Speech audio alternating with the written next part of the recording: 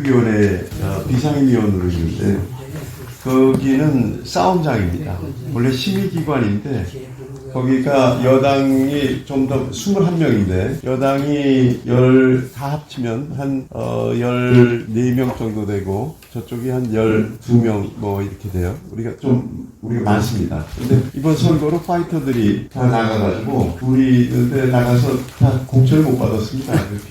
그래서 걱정입니다. 이제 싸움을 다시 시작을 해야 되는데 여하튼 저는 그 처음부터 들어간 게 아니라 나중에 그 자리가 비어서 들어갔는데 저쪽에서 뭐라고 불만하냐면 왜 이렇게 강한 사람들만 데려오냐고. 그런데 지금 강한 분들이 좀 더 들어오셔야 됩니다. 자세히 보겠습니다. 그러면 이제 그 토론으로 들어갈 텐데 우리가 10분씩 드리겠습니다. 10분씩 드리겠고요. 우리 이창희 교수님이 좀 일이 있으셔서 먼저 시작을 하도록 하겠습니다. 10분 드리겠습니다. 예, 감사합니다. 서울시 입대학교에서 국제법과 국제관계를 가르치고 있는 이창희 교수라고 합니다. 오늘 우리 이승만 대통령의 업적을 기리는 이런 훌륭한 자리에서 토론으로 참석할 수 있게 되어서 영광을 생각합니다. 오늘 교수님을 비롯한 여러분들에게 감사드립니다. 저는 제 전공도 그렇고 해서 외교적 측면에서 이승만 대통령이 얼마나 뛰어난 분이었는가라고 하는 점을 간단하게 좀 말씀을 드리겠습니다. 앞에서 우리 박민수 교수님을 비롯해서 몇 분이 언급하셨습니다만 정말 이분이 없었다 그러면 현재 우리 대한민국이 존재하지 않을 것이다라고 하는 평가가 많을 정도로 해방 공간에서의 그 혼란을 극복하고 자유 대한민국을 건국하는 데 가장 큰 역할을 하신 것이죠. 어떻게 보면 이분의 학교도 그렇고 시대를 뛰어넘어서 선구자적으로 타임머신을 타고 가셨나라고 하는 생각도 저는 가끔씩 해봅니다. 자, 첫 번째 이제 이승만 대통령은 그 박사학위를 국제법상 전시 중립 (Neutrality as Influenced by the United States라고 해서 프린스턴에서 받았습니다. 그리고 이제 조지 워싱턴에서 학사, 하버드에서 석사인데 이분은 이제 박사학위 논문이 그 전시에 있어서 미국이 중립을 지켜야 한다라고 하는 국제법과 국제정치의 핵심적인 주제를 다룬 것입니다. 1910년에 받으셨습니다. 이게 이제 국내에서 이승만의 전시 중립론이라고 해서 이제 2000년도에 서울대 정인섭 교수가 번역을 해서 이제 출간을 했고요. 지금 현재 미국 아마존에 우리가 들어가게 되면 이 제목 그대로 해서 아직까지 이 책을 판매를 하고 있습니다. 그러니까 우리가 그냥 국내적으로 이분을 침소 공개하는 게 아니라 정말 어떤 그런 그 대단한 능력을 그것도 100년도 훨씬 전에 남기신 거예요. 그리고 이제 이분이 그 한성 감옥에 계실 때 쭉 자기가 모았던 책이나 읽었던 책을 보게 되면 국제법 분야가 많습니다. 당시 이제 공법 회통, 또 약장 한편, 만국 공법, 공법 편람, 만국 공법 요약. 그 당시에 이제 왜 이런 책을 했느냐? 나라가 백척간두의 사정에 처하니까 이제 외국에서 이제 국제공법 이런 걸 만들어가지고 제국주의 국가들이 우리나라 같은 약속을 침략을 하는데 그 국제법 만국공법을 이용을 해서 우리가 약소국의 힘을 키워서 독립을 지킬 수밖에 없다라고 하는 것을 이때부터 느끼셨던 거예요. 그렇게 해서 이제 미국에 가서 박사학위를 따셨습니다.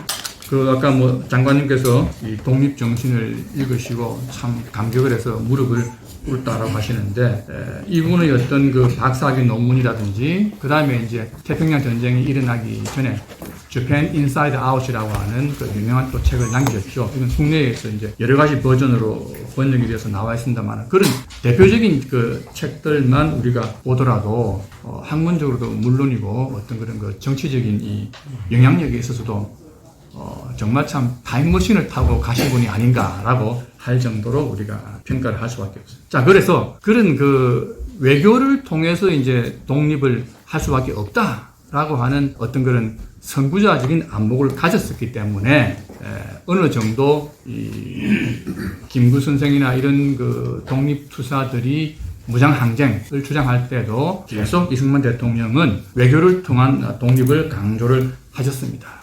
1908년에 잘 아시다시피 전명훈, 장윤환 두 사람이 스티븐슨을 샌프란시스코에서 암살하게 됩니다. 그런데 그때 이제 이승만 대통령에게 그 재판의 통역을 부탁을 했어요. 근데 이승만 대통령께서는 자기는 이 무력을 통한 그 독립운동이 불가능하다. 왜냐? 아까 또 어느 분이 발표하셨습니다만은 당시 어떤 그런 국력이 일본은 세계에서 뭐 두 번째, 세 번째 가는 강대국이었습니다. 만주에 있던 관동군이 500명 말씀하셨는데 아까 500명에서도 중국 국적이 한 100몇십 명 빼고 그 다음에 이제 김원봉 계열 또 100몇십 명 빼면 실질적으로는 200명이 채 안 되는 그런 그 한국 국적의 이 독립군 광복군이 있었단 말입니다. 그 광복군도 우리 군이 아니라 장개석 군대에 편제되었던 중국 군인이지 않습니까? 그러니까 무장을 통해서 무장 항쟁을 해서 독립을 한다는 건 말이 안 된다라고 해서 외교와 국제법을 통한 독립을 주장을 하신 겁니다. 현실적으로 보게 되면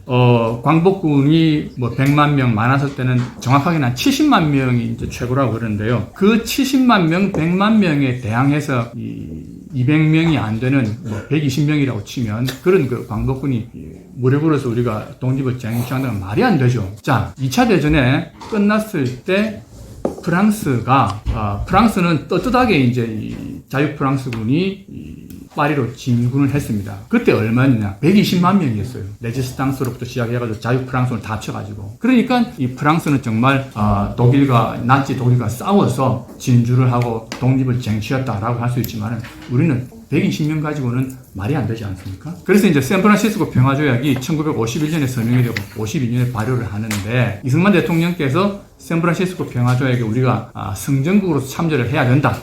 우리가 독립운동을 많이 원했지만은 그렇게 해서 미국에 있는 이제 한국 대사에게 지시를 합니다. 그래서 이제 당시 덜레스 국무장관 되기 직전입니다. 샌프란시스코 평화조약 전권을 다 가지고 있었기 때문에 우리도 양유찬 대사가 그렇게 말했습니다. 만주에서 일개 사단이 독립운동을 했고 그리고 임시정부가 선전포고까지 했으니까 샌프란시스코 조약에 들어가겠다. 라고 하니까 덜레스가 니네들 임시정부를 전 세계 대부분의 국가들이 승인하지 않았고 또 차마 이제 이 120명이라는 말을 하지 못하고 그렇게 이제 문전박대 비슷하게 했죠.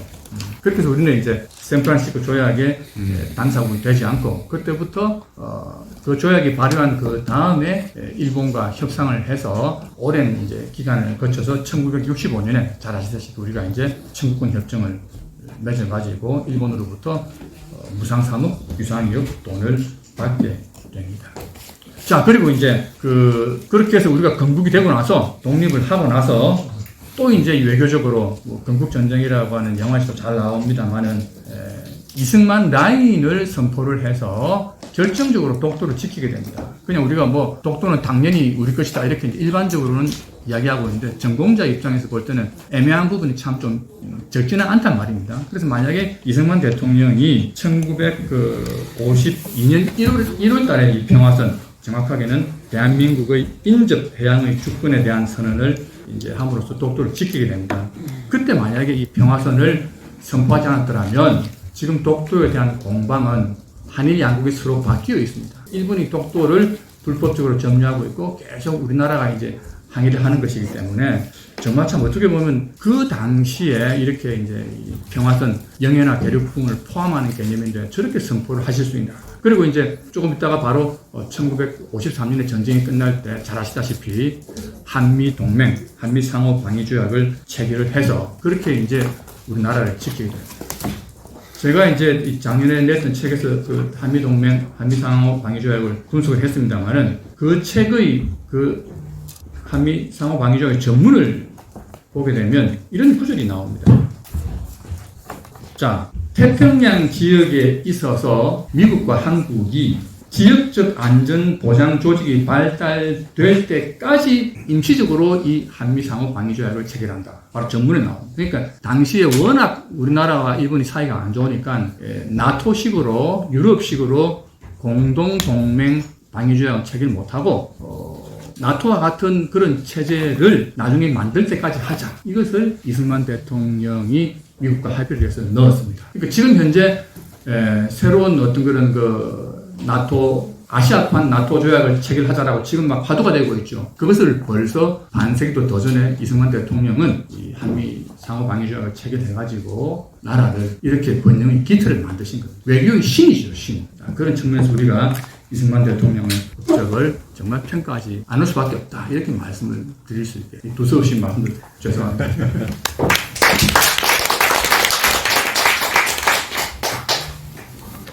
이승만 대통령은 그 하와이에서 박용만하고 싸울 때 안창호 선생님이 가서 말리려고 한 보름인가 한 달인가 있었는데도 응하지는 않으셨거든요.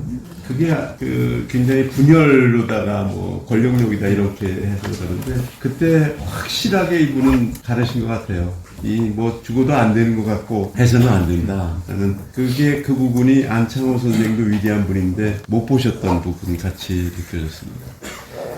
이창희 교수님 감사드리고요. 다음에는 김인영 한림대 정치행정학과 교수님께서 질문해 주시겠습니다. 어디 계시죠? 저쪽 거기 계십니다. 네. 이 마이크 좀 전해주시죠.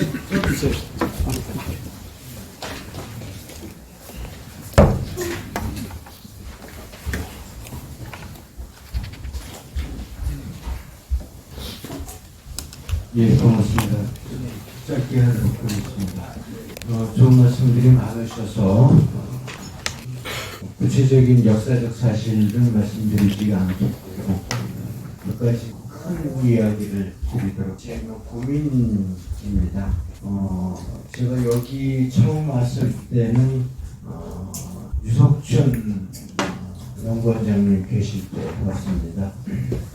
그런데 그 이후로 박근혜 대통령이 이제 탄핵을 맡으셨죠. 저는 그 계기가 교과서 문제가 핵심이었다라고 저는 보여집니다. 박근혜 대통령이 교과서의 문제를 인식하시고 이제 국정화를 시도를 하셨고요. 그 이후에 이 역사 전쟁에서 더 이상 박근혜 대통령을 두고 볼 수 없다라는 인식이 있었지 않을까라는 평가를 합니다. 즉, 최순실이나 삼성과의 어떤 부정 이런 것들은 그거는 어떤 법정에 몰기 위한 하나의 계기였다라고 보여지고요. 제가 이 말씀을 드리는 이유는 이제 김병현 부원장님께서 교과서 문제, 지금의 교과서의 심각성을 말씀을 하셨습니다. 그 다음에 이제 이 박명수 교수님께서도 정업 선언 말씀을 하셨고요. 근데 이런 부분들에서 크게 보여지는 큰 그림은 분명히 저희는 교과서의 문제점을 얘기를 하고 심각성을 얘기를 하는데 이승만 대통령을 끌어내리는 분들의 목적은 그거는 아니었던 것 같습니다. 전쟁으로 보는 것 같습니다. 전쟁인데 저희는 전쟁에 참전하지 않고 심각하다고 생각하고 있는 그런 상황이니까 여기 올라오시는 그 길처럼 험난한 길이 되어 있는 상황이고 모양도 그렇고 그래서 인식의 문제가 상당히 심각하다. 상대는 프레임 전쟁을 치르고 모든 것을 이제 다 기울어진 운동장으로 만들어 놨는데 여기서 이제 이 모임이나 조금 큰 뭐가 있으면 바로 탄압이 들어올 겁니다. 들어올 거예요. 제가 보기에는. 지금 이게 미세해 보이니까 그냥 놔두는 거고, 그래서, 그거 분명히 인식하셔야 된다. 전쟁으로 보셔야 되고, 전쟁은, 분명히 죽기 아니면 살기는 거다. 그 마음 없이는, 하시면 안 된다. 근데, 여기 연령이나, 아니면은 구성이나 전투력이 상당히 의심이 되는 부분입니다. 저는 이제 이승만 대통령은 여러 경로를 통해서 잘은 아니고요. 연구를 좀 그래서 제일 핵심은 그분이 프린스턴에서 박사를 받으시고 분명히 교수도 하시고 미국에서 목사라면 여러분들 편하게 사실 수 있는데 왜 이렇게 그렇게 험한 길을 이렇게 가시려고 하셨을까 하는 거는 오늘 최강자님이 말씀을 하셨습니다. 목숨과 애국심이었다라는 거 이외에는 설명의 방법이 없는 것 같아요. 우리가 충분히 그렇게 살 수 있음에도 불구하고 그분은 분명히 다른 길을 걸으셨다라는 것에 굉장히 이제 부각시키고 얘기를 해야 되는 부분 하나라는 거고요. 그리고 그분과 함께 했었던 그 로버트 올리버 박사에 대한 연구도 그동안 많이 되어 있지 않지만 저는 그분의 6필 월거를 미국의 동서센터에서 좀 가지고 있는 걸 봤는데 상당하신 부분들인데 그 부분이 연구가 좀 덜 된 거 아니냐라는 거 하나. 그러면서 이제 최근에 3월 20일이죠. 지난달 윤석열 대통령이 이 상공인의 날 기념식에서 분명히 그런 얘기를 하셨습니다. 유승만이 이 노은 네이비에 박정희라는 기관차가 달렸다. 라는 말처럼 두 분 대통령의 결단이 오늘의 번영을 만들었다라고 얘기를 하셨습니다. 이제 제가 다른 자리에서도 얘기했지만 그 결단이 매우 중요한 부분인데 훗날의 역사 해석에서 이걸 어떻게 해석해야 되느냐. 그분들의 결단, 즉 그분들을 친미나 아니면은 독재나 이런 프레임 안에서 그거로 씌울 수 있는 그런 거로 씌울 수 있는 부분은 넘어서는 부분이 아니겠느냐. 그 결단이 이 나라를 만드는 그 네이션 빌딩의 과정에서 만들어지는 것들이었기 때문에 많은 부분들은 상당히 용서돼야 되는 부분들이 아닌가. 그런 차원에서 모 대통령이 그리고 많은 분들이 대한민국에서 살면서 대한민국의 대통령으로 대한민국은 태어나지 말아야 되는 이런 나라라고 얘기하는 것들이 이게 인지 부조화가 아니고서는 가능한 것인가 라는 의심은 상당히 들어갔다라는 말씀 하나 드리고요. 그 다음에 이제 이승만 대통령에 대한 여러 가지 장점들이나 잘하신 일들 얘기를 하는데 저는 이제 두 가지만 생각을 하고 있습니다. 하나는 헌법에 관한 겁니다. 대한헌법에서 이승만 대통령을 막 이렇게 디스하시는 분들이 얘기하는 게 헌법에 조항을 막 붙여가지고 대통령제를 만들었다 얘기를 많은 정치학자들이 비난합니다. 근데 제 전공이 이제 권력구조라서 많은 분들에게 여쭤봅니다. 정치학자들. 그렇게 총장한테도 내가 메시지 고려대시장께서 많은 분들한테 이렇게 보면은 이걸 봅니다.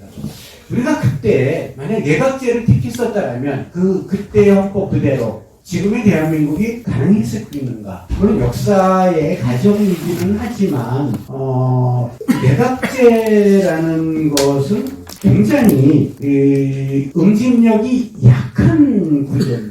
여러 세력들이 함께 모여서 합의를 이뤄내는 구조인데 그때 당시에 우리가 대통령제가 아닌 내각제로 이 나라를 전쟁을 치러내고 건국을 하고 경제성장을 하고 민주화를 이끌어내는 이런 일들이 지도자들이 하시는 일들이 가능했었겠는가? 지금이라면은 모르겠습니다. 지금도 좋은데 그래서 그동안에 우리의 대통령제에 대한 선택을 굉장히 비난을 많이 하고 자기 마음대로 고쳤다라고 하는데 그분의 그 결단이 결국에 있어서는 대통령제의 결단이 지금의 우리의 이 대한민국을 만드는 상당히 중요한 정치적인 결정, 즉 정업 디클러레이션보다도 훨씬 더 중요한 결정은 아니었을까. 물론 그분이 살아오신 배경이 미국에서의 대통령제 경험 때문에 그랬다라는 비난도 있지만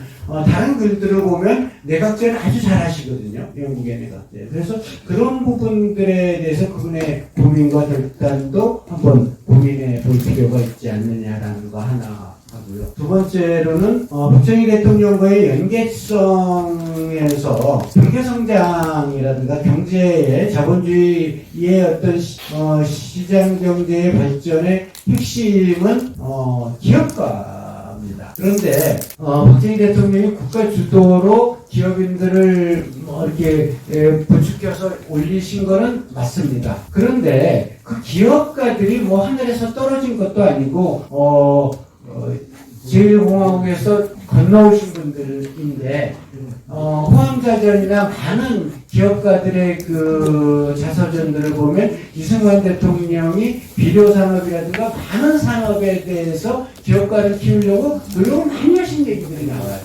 그 어려운 상황 속에서. 예. 그래서 그런 부분들도 우리가 공부하고 연구하고 발굴하고 밝혀야 되겠다라는 생각입니다. 감사합니다.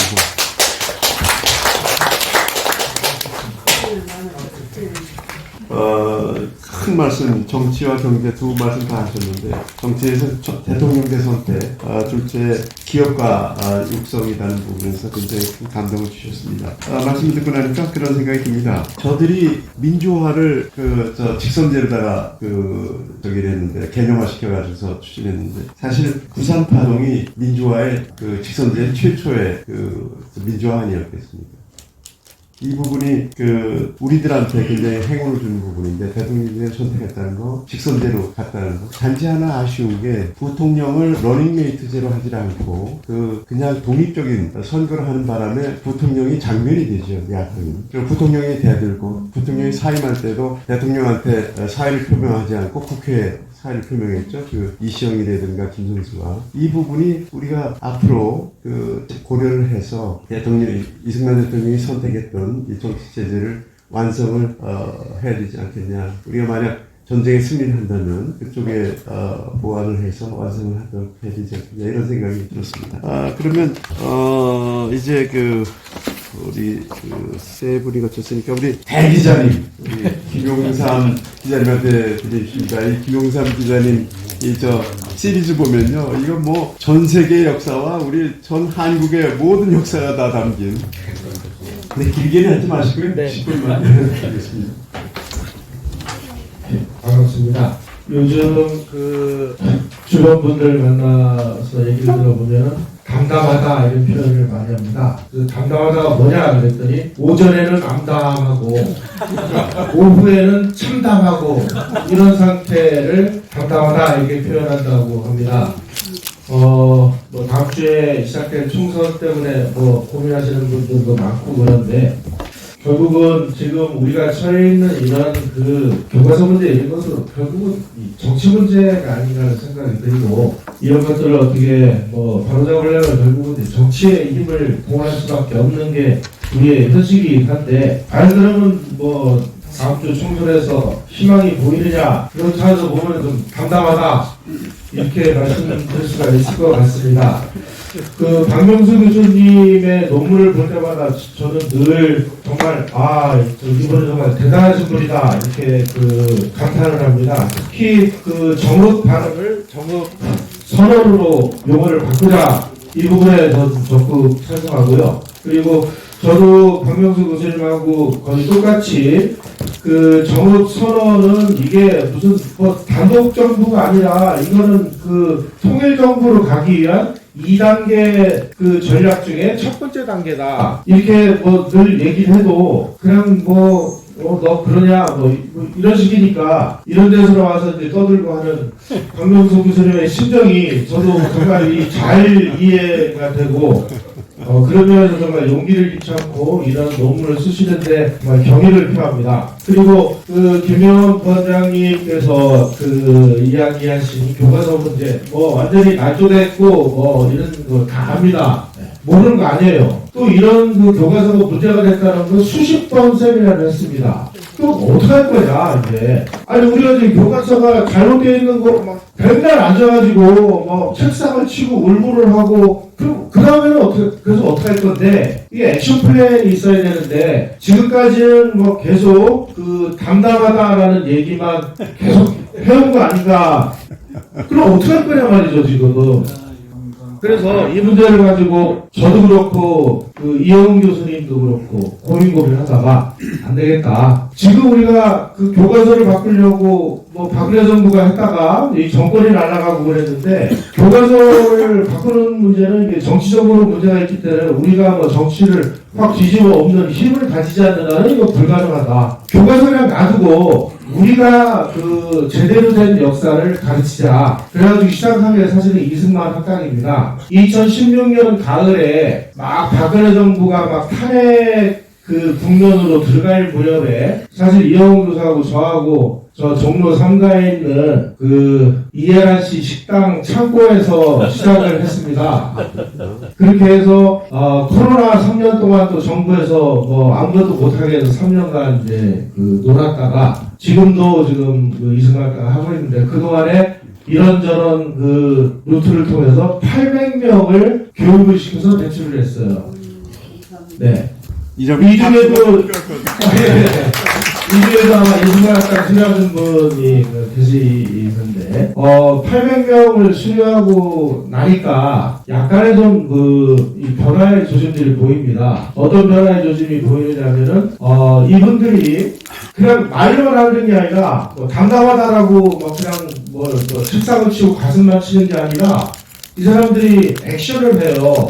이번에 아마 건국전쟁이 100만 명 그 관객을 돌파하는 거 얘기 다 들으셨을 겁니다. 그 건국전쟁이요, 처음에 개봉관을 못 잡아가지고 쩌쩌내고 있을 때 그 얘기를 듣고 이승만 학당의 회원들이, 수료생들이 돈을 모았습니다. 그 돈을 모아가지고 용산 CGV 그 영화관 한 칸을 빌렸어요. 그래서 거기에서 시사회를 시작을 했습니다. 거기에서 소문이 나가지고 야, 이 영화 참 감동적이다.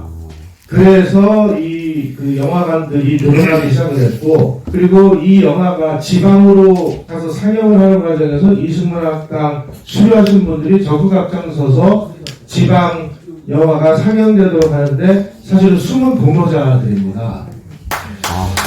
예.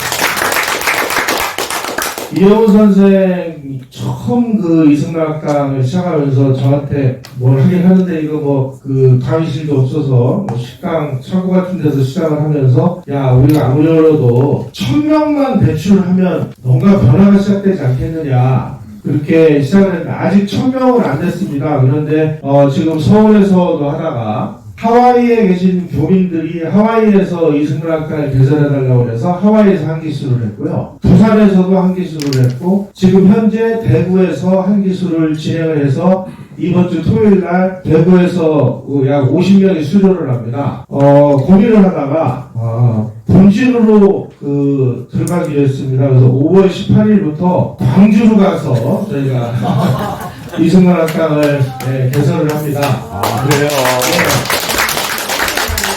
그리고 주위분들이 많은 좀 우려를 하시는데, 그래서 광주에 있는 모 교회에서 그 강의실을 내주기로 했는데, 그 교회 목사님이 과거에 조폭 출신이래요. 대가천선을 하셔서 목사님이 되셔가지고, 그 교회에서 하는 일은 절대로 시비를 못 간답니다. 이 목사님이 무서워서. 그래서 저희가 광주에 가서 이 건국정신을 강의를 해서 어쨌든지 간에 해보자. 앉아가지고 뭐 가슴만 치고 뭐 하겠습니까? 그리고 뭐 반일종족주의 같은 책을 써가지고 막 내놓고 그러니까 뭔가 그나마 안 하는 것보다는 좀 변화가 좀 있지 않느냐. 그래서 이제 그런 일들을 저희가 계속 하는 거 외에 무슨 방법이 있을까요? 그리고 저는 특히 지금 대한민국의 이 보수 우파라고 자칭하는 분들의 가면을 좀 확실히 벗게 된다고 생각을 합니다. 제가 박근혜 정부에서 이 교과서를, 역사 교과서를 뭐 거미적으로 하더라도 새로운 교과서를 만들자라고 박근혜 대통령이 그야말로 뭐 자기 정권의 운명을 걸고 나섰을 때 대한민국의 무슨 보수파, 자유파라고 하는 이 사람들 중에 상당수가 야, 무슨 놈은 뭐 거민정 교과서를 만들다니 그러면서 이 교과서를 개정하는데 결사적으로 반대하는 사실 여러분들 다 아실 겁니다. 제가 이름을 얘기할까요? 예. 자유주의자라고 그렇게 떠드는 민경국 교수, 자유경제에 있던 권혁철 박사, 자유경제에 있던 최승로 박사, 이런 사람들이 적극적으로 교과서 거민정으로 역사를 새로 만들면 안 된다고. 거민정이에요, 국정이에요. 그래서 국정. 예. 국정으로 가자. 네. 헷갈려. 예, 죄송합니다. 예, 국정교과서를 하는 것은 이건 공산주의나 하는 거다. 그래가지고 뭐 거여철 박사하고 저하고 멱살잡이까지는 안 했습니다만 정말 아주 심한 그 논쟁까지 벌리면서, 그러면 당신 자식은 지금 같은 그런 교과서를 가지고 공부를 시켜라. 나는 국정이라고 해도 조금 새로 만든 교과서로 나는 하고 싶다. 그 당시에 박근혜 대통령이 그런 결단을 내렸을 때 보수파 사람들이 정말 힘을 합쳐가지고 그 의견을 어떻게든지 관철을 시키려고 노력을 했다면 지금 저기에 남아있는 완전히 날조된 역사책보다는 그래도 한 단계 더 나아진 교과서가 나올 수 있지 않았겠습니까? 맞아요.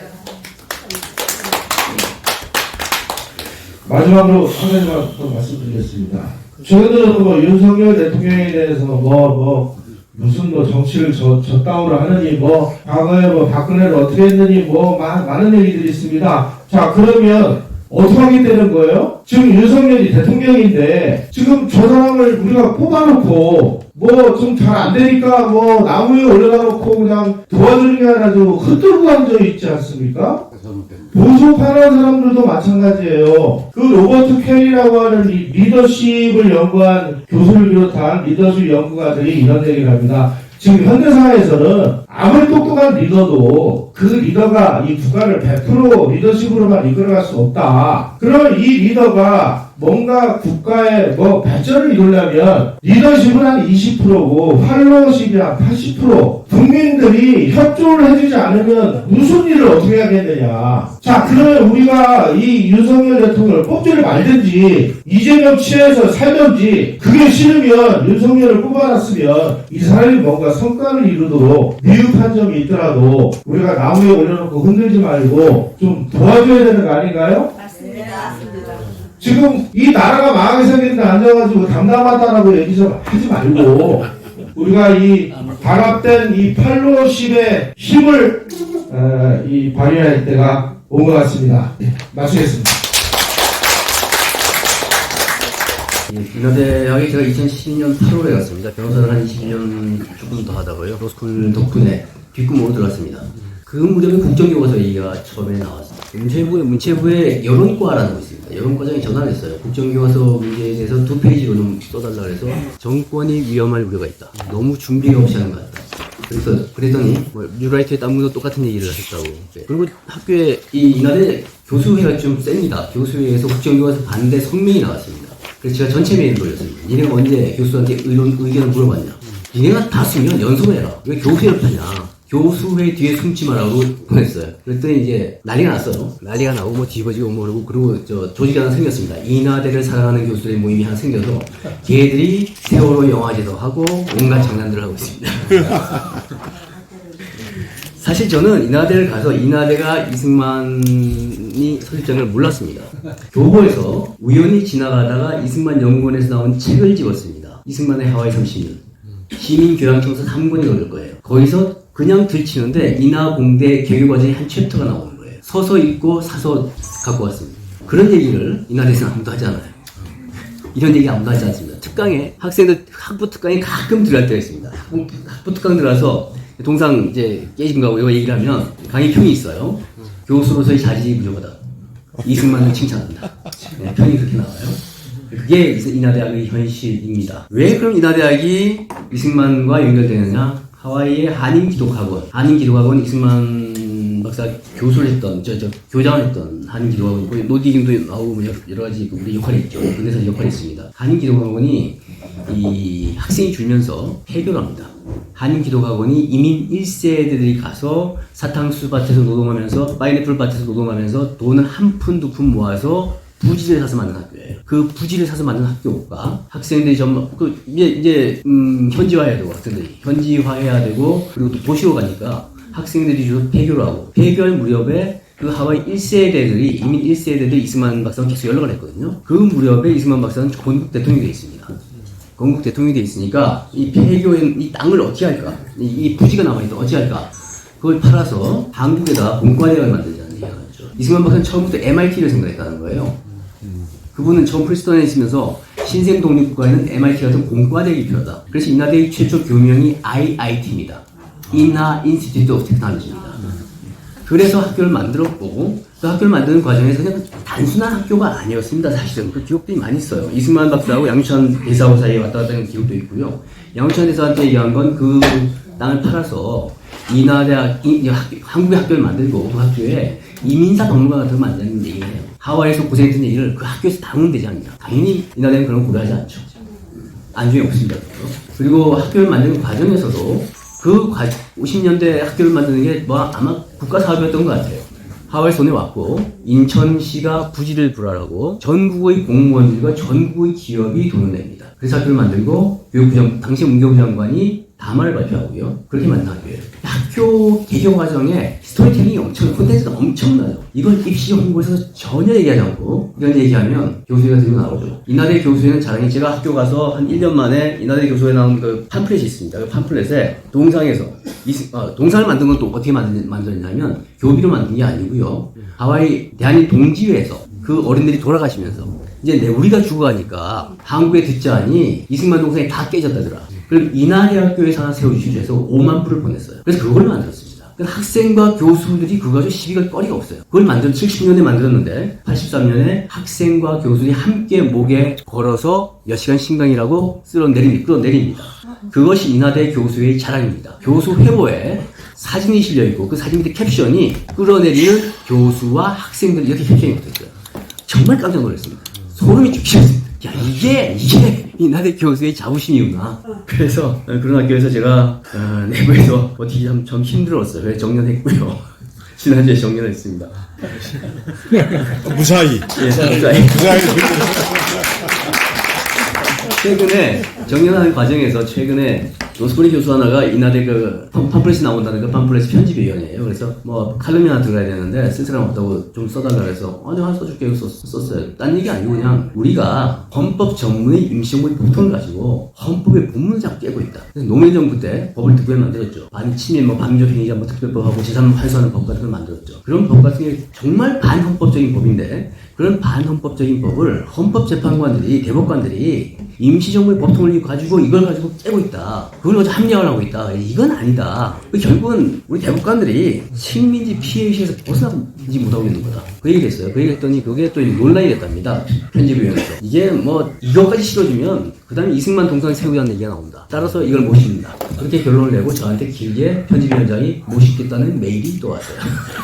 그게 마지막 행사였고요. 그리고 한 말씀만 더 드리면 우리가 박정희 이승만을 얘기하면서 항상 그 1945년도 50년도에 국민소득을 얘기합니다. 국민소득이 뭐 어떤 양반은 50불, 어떤 양반은 90불, 많으면 120불 왔다 갔다 해요. 근데 90불에서 왔다 갔다 하고 있습니다. 이게 추계거든요. 통계가 그때는 국민소득 통계가 없었습니다. 그러다 보니까 추계가서 왔다 갔다 하는데 따라서 이승만 박정희 시대에 90불이었으니까 지금 3만 불이니까 이 양반들이 300불 올렸다 이런 얘기하는 거는 사실은 역사 왜곡입니다. 왜냐하면 조선 총독부 시절에 인프라를 무시하는 거예요. 그들이 깔아놓은 6,200km 철도를 무시하는 거예요. 그들이 만들어놓은 비료 공장하고 엄청난 전력을 무시하는 거예요. 그래서 그런 얘기를 할 때 우리는 좀 자제하고 일본의 성과를 인정하고 들어가야지 그거 얘기 안 하면 일본 사람들이 정말 우리를 계속 웃기게 보거든요. 그 얘기만 마지막으로 드리겠습니다. 인하대학을 보면 정말 우리의 심각성이 어디까지 와야 될지 잘 모르겠습니다. 일본과의 문제는 DNA로 풀어야 될 것 같아요. 요즘에 그 DNA 검사를 하면 우리가 일본하고 얼마나 가까워. 그거죠. 그게 그 중국하고 얼마나 차이가 나는지가 나오는데 아마 이제 그 DNA 검사들을 전부 하시고 내가 얼만큼 일본에 피가 있는지 아마 거의 구분이 안 될 정도로 우리가 일본하고 DNA를 같이 갖고 있으니까요. 그거는 한번 젊은이들을 저기 해야 되지 않겠나 싶습니다. 근데 여하튼 오늘 심각한 얘기들이 굉장히 많았는데요. 마지막으로 우리 마이크